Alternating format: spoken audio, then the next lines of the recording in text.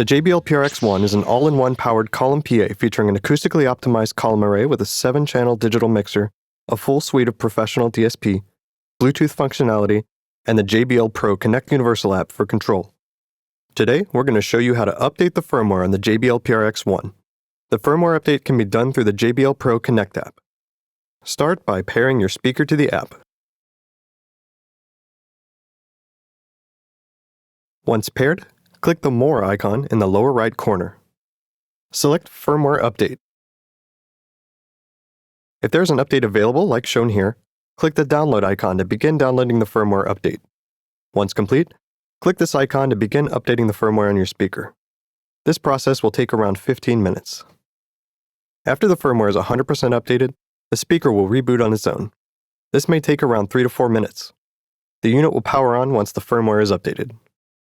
For more news, product information, and troubleshooting tips, visit us at jblpro.com or our Anytime Help Center at help.harmanpro.com.